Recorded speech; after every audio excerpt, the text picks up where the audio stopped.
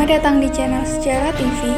Sebelum memulai podcast, mari dukung channel ini dengan cara subscribe, like, dan share video ini. Tema podcast pada hari ini saya akan membahas mengenai konfrontasi Indonesia-Malaysia dan keluarnya Indonesia dari PBB.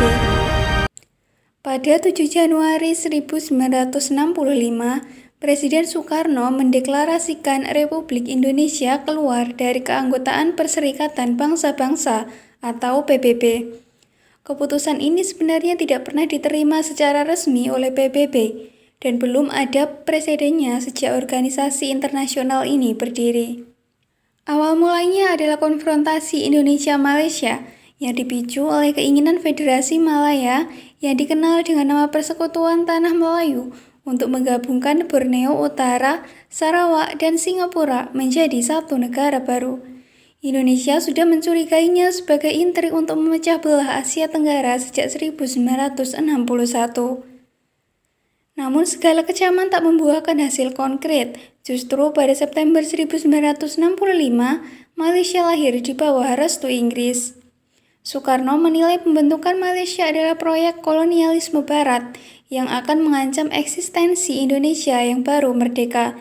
Ia melabeli Malaysia sebagai boneka bentukan Inggris, negara yang sempat menjajah Hindia Belanda pada 1811 sampai 1816.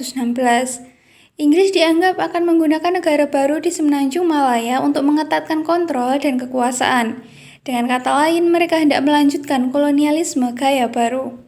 Saat suasana di kawasan masih panas gara-gara konfrontasi, baik di ranah diplomatik hingga kontak senjata di Kalimantan Utara, muncul rencana Malaysia akan dimasukkan sebagai anggota tidak tetap Dewan Keamanan PBB. Soekarno tambah geram. Pada 1964, ia mengancam Indonesia akan keluar dari PBB jika rencana tersebut benar-benar diwujudkan.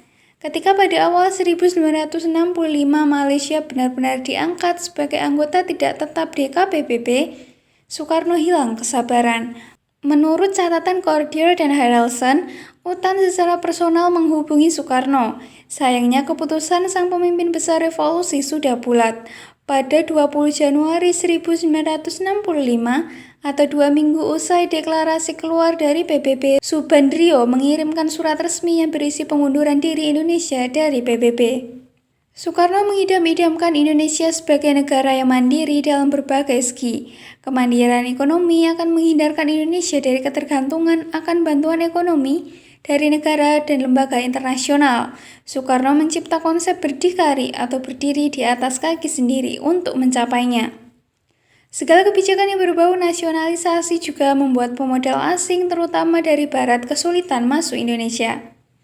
PBB sesungguhnya dipandang negatif oleh Soekarno karena dianggap sebagai perwakilan para kolonialis Barat, sehingga kebijakan-kebijakan yang dihasilkan juga mencerminkan sifat neokolonialisme dan imperialisme. Kenetralan yang digembar-gemborkan PBB bagi Soekarno hanyalah omong kosong belaka. Meski PBB tetap membuka pintu, ketegasan Soekarno membuat Indonesia memutus hubungan dengan lembaga-lembaga PBB seperti Badan Kesehatan Dunia dan lain-lain. Pada 1961, Soekarno menggagas pembagian dunia antara Old Devo dan Nevo. Old Devo singkatan dari Old Established Forces adalah kekuatan lama dunia yang sudah mapan dan bersifat imperialis kolonialis. Negara-negara Barat rata-rata dikategorikan sebagai Old Devo oleh Soekarno. Nevo adalah The New Emerging Forces, yaitu kelompok negara-negara progresif dan mewakili kekuatan baru di tengah bipolarisasi blok Barat dan blok Timur. Negara-negara Nevo tumbuh di Asia, Afrika, dan Amerika Latin. Mereka berusaha bebas dari neokolonialisme dan neoimperialisme. Old Devo sembari berupaya membangun tatanan dunia baru tanpa eksploitasi manusia atas manusia. Demikian penjelasan mengenai konfrontasi Indonesia-Malaysia dan keluarnya Indonesia dari PBB. Apabila ada pertanyaan dapat ditanyakan di kolom komentar.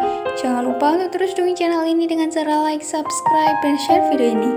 Terima kasih.